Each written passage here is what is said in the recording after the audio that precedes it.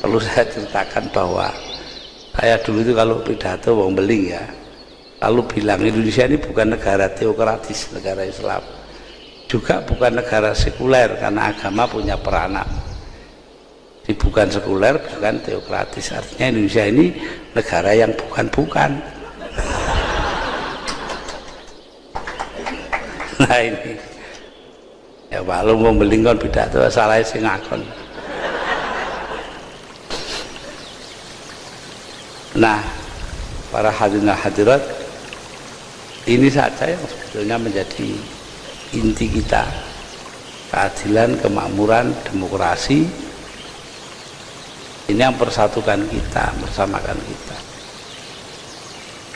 Satu yang ingin saya rembuk di sini, saya kemukakan. Banyak pertanyaan kepada saya, Pak, di kampung saya ada gereja. Ya baik toh. Enggak apa itu orang Kristen itu lebih. Cuma 30 orang saja, 40 orang saja bikin gereja. Nanti ada lagi bikin gereja lagi. Saya bilang lah inilah bedanya Islam dan Kristen. Orang Islam itu sing Muhammadiyah, sing Syiah, sing Sunni, sing NU, barangkali itu bisa duduk di masjid yang sama, sholat dengan imam yang sama, gitu loh.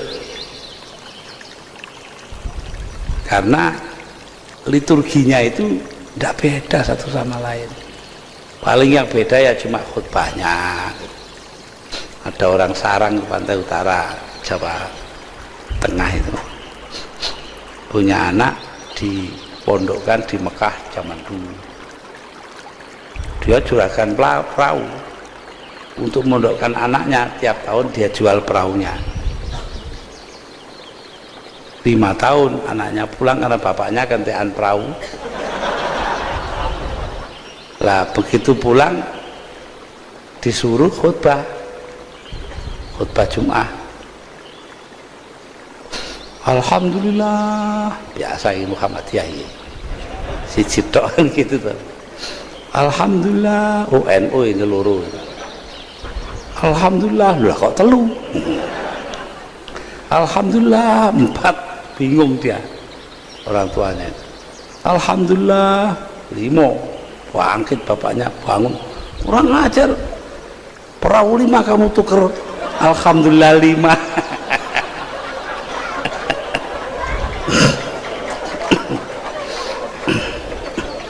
Tapi pada dasarnya ya walaupun bagaimana orang khutbah itu gitu-gitu sampai dibujui saja nggak tahu kok.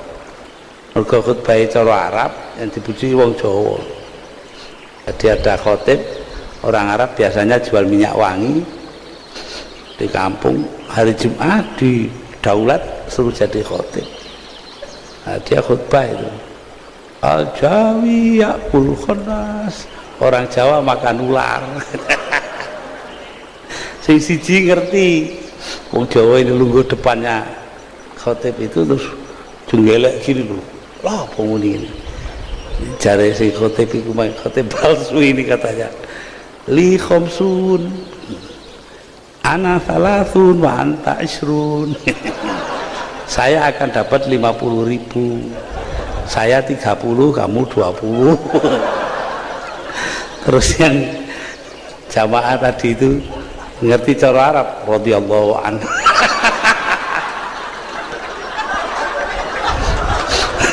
Badar sampai Jumat. Ya, jadi di sini ya salah paham tuh, setiap bahasa ya punya. Ada orang Arab kawin dengan orang Madura ya. Sing Arabe alu, sing wedoke sari rapet wong Madura. Jadi malam pertama Arabnya nekat, terus sing wedok sakit Tuhan. Wong Purwosari kan tahu tuh sakit itu sakit. Katanya si suaminya, wallahi anak Arab tulen bukan sekek. Ngaku sih kayak itu piye. Ya, kalau kita perbedaan kita terus-teruskan wah susah ini. Saya suka ngaji orang Sunda. Orang Sunda itu di stasiun Cirebon lama nunggu di depan WC kakus, dibuka orangnya keluar dari dalam sambil masang celonanya keluar. Lah si Sunda ini kan orangnya halus, atos, maksudnya atos itu sudah gitu. Si Jawanya salah paham, wah atos mencret toh.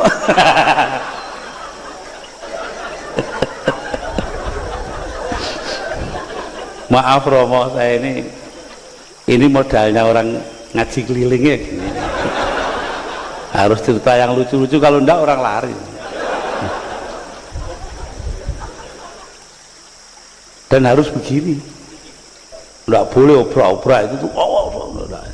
Itu bukan mubalik, itu mantan dan ramil. Wah, ada yang begitu, mantan dan ramil suruh khutbah, ya ayyuhan nas ittaqullah haqqa tuqatih wa la tamutunna illa wa antum muslimun. Wahai manusia, bertakwalah kalian kepada Tuhan kalian, awas kalau tidak. Pakai awas baru. Lah itu baru khutbahnya sana itu. Ya. Jadi begitulah para hadirin hadirat, ini mestinya serius jadi guyon ini. Saya minta maaf pada Kiai Soleh ini. Ya saya rasa itulah yang perlu saya kemukakan, bahwa saya sangat bergembira berada di Pondok Ngalah dengan universitasnya yang tumbuh berdasarkan asas kekeluargaan, yang tidak beda-bedakan orang. Ya, ini sebetulnya ya pondok itu begitu. Di mana-mana dulu pondok tidak beda-bedakan orang. Wah, anaknya yai gede ya tempiling udah. Iya. Saya waktu kecil itu pernah, yang tukang lampu itu namanya Mbah Saleh, akhirnya jadi Surya NU, sekarang udah mati di Nganjuk. Nah, satu hari saya dengan teman saya, kamu ajak Mbah Soleh itu. Diajak entah nggak tahu diajak beli apa. Saya ke dalam ngambil lapnya lampu itu kan, tak karu-karuan lambune, tak celup banyu, saya lempar ke tengah masjid. Padahal sana orang tidur jejer-jejer gitu loh. Sebentar foto sak masjid kena kafe. Nah itu. Jadi persamaan sampai kepada gangguan saja ya sama.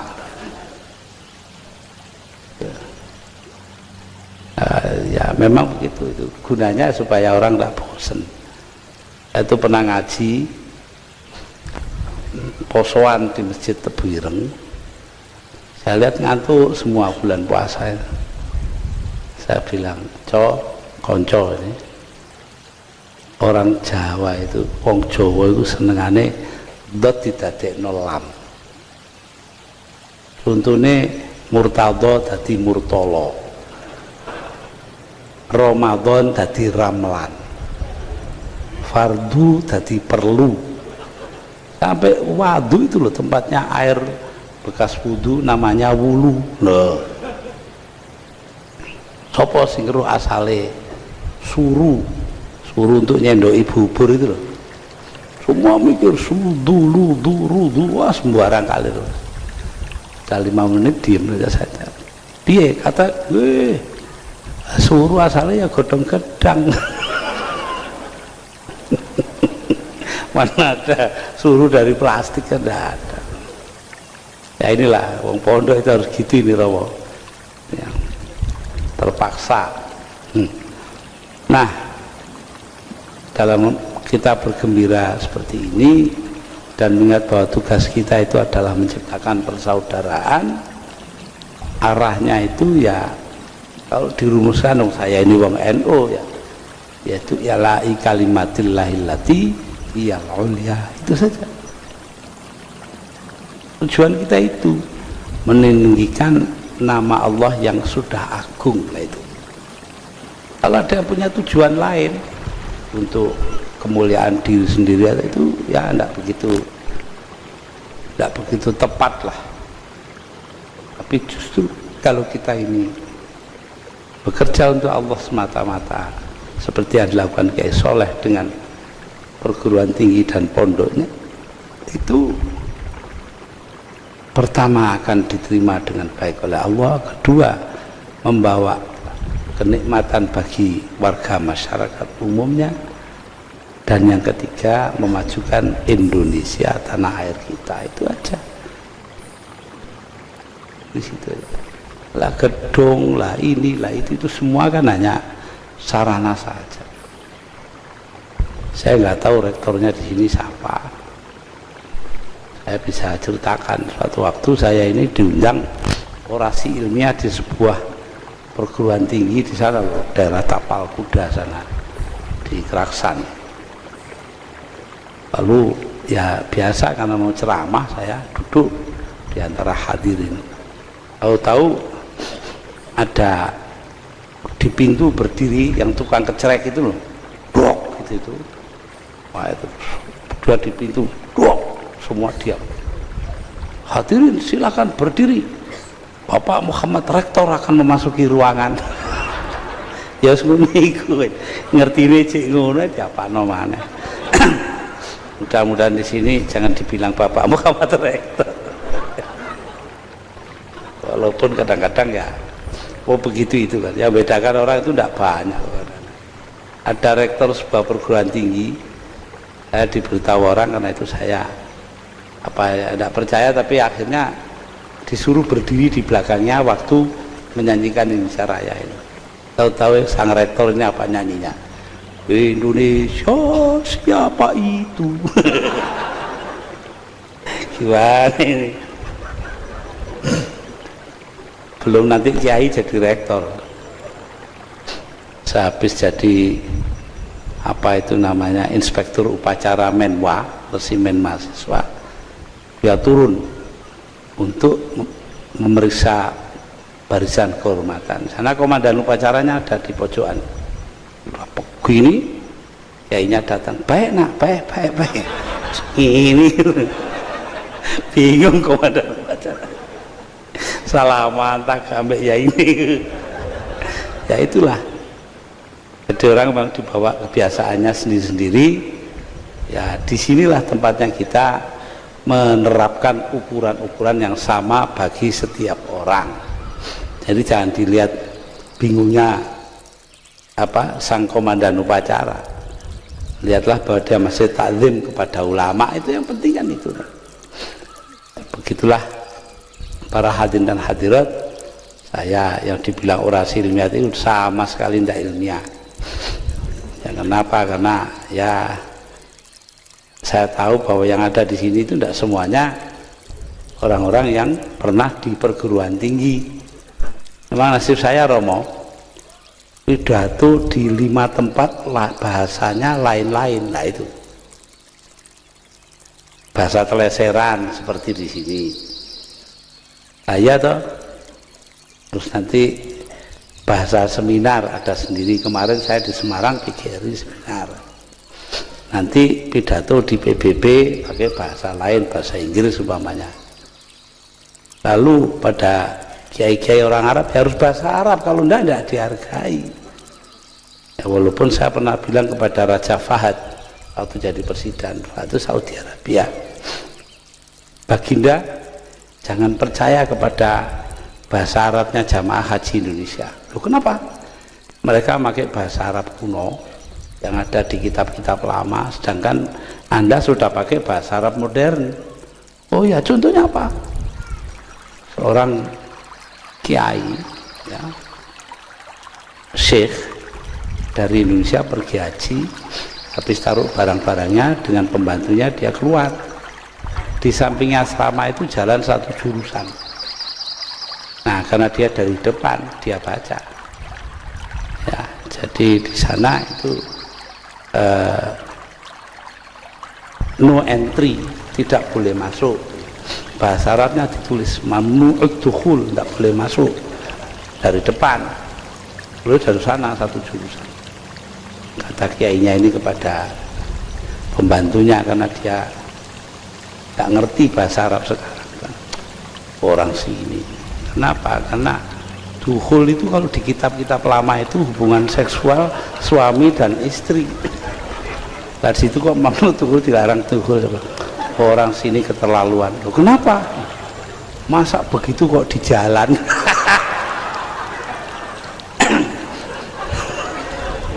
Raja banget, yuk kepingkel-pingkel. Setelah sampai kembali di Jakarta, seminggu kemudian saya dapat surat dari seorang warga negara Saudi Arabia. Terima kasih Anda telah membuka mulutnya raja kami. Semenjak jadi raja tidak pernah buka mulut itu. Nah ini. Nah itulah rojo ketemu tukang banyor gitu.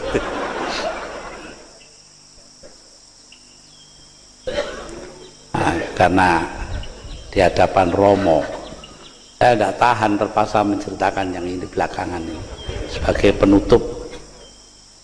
Beberapa bulan sebelum wafatnya, Sri Paus datang ke New York di Amerika Serikat. Sore-sore dia naik mobil di pinggir kota, kan sepi. Dia bilang kepada supir, "Pir, berhenti, Anda pindah ke belakang, saya ingin belajar nyetir." Umurnya 24 tahun, jalan aja setengah mati, nyetir 2 menit masuk Solokan. Polisi datang, urusi semuanya beres, ya tidak kecelakaan, pelan aja. Dia telepon tuh polisi itu pada komandannya, "Dan saya ini lagi ngurusi orang penting kecelakaan." "Siapa?" "Presiden." "Bukan." "Wakil presiden?" "Bukan." "Menteri?" "Bukan." "Senator?" "Bukan." "Gubernur?" "Bukan." "Wali kota?" "Bukan." "Nah, siapa?" "Nggak tahu, supirnya saja Paus." Sing diurusi kita malah supir sih nomburi. Ya ini saya tidak tahan. Di hadapan pastor ya saya terpaksa. Demikianlah para hadirin, kalau diterus-teruskan tambah tidak karu-karuan. Nanti ngambrak enggak karuan, ya lebih baik berhenti di jalan. Nah, terakhir saya usulkan ini teleseran itu untuk menjadi pedoman kita, kata-kata seorang penyair Arab. "Waladatka ummuka ya ibna Adam bakiya wan nasu haulaka yadhaku nasurura faj'al li nafsika an takuna idza bakau fi yaumi mautika dhahikam mazrura." Ibumu melahirkan engkau, wahai anak Adam. Ketika itu engkau menangis. Tidak ada bayi lahir, wan nasu haulaka yadhakuna surura, manusia sekitarmu semuanya tertawa gembira. Oh, bayinya lahir selamat gitu ya. Faj'al li nafsika an takuna idza bakau, karena itu buatlah dirimu ketika mereka menangisi engkau di hari kematianmu. Loh itu dhahika masrura, engkau sendiri yang tertawa karena gembira. Itulah hidup, itu esensinya di situ. Jadi ini yang saya minta, supaya wadahnya ini itu semua arahnya itu satu, berbuat baik untuk orang lain. Khairun nas anfa'uhum linnas. Saya rasa demikianlah yang perlu saya kemukakan, karena memang saya kemari ini untuk ada hal lain yang ingin dilakukan, yaitu untuk ikut di dalam pertemuan silaturahmi antara sesama kiai. Nah, ini kalau disuruh nutup itu bingung ya. Kenapa? Karena NU itu dulu miliknya kan wabillahi taufik wal hidayah, sekarang dipinjam Golkar. Susah setengah mati saya nih. Ahmad Abdul Hamid almarhum dari Kendal itu mencarikan gantinya, wallahul muwaffiq ila aqwamit thoriq. Sekarang di mana-mana wong NU begitu. Tapi saya ini jengkal, saya tidak mau ya. Tambah ya lah wis. Billahi taufiq wal hidayah waridho wal inayah. Wassalamualaikum warahmatullahi wabarakatuh.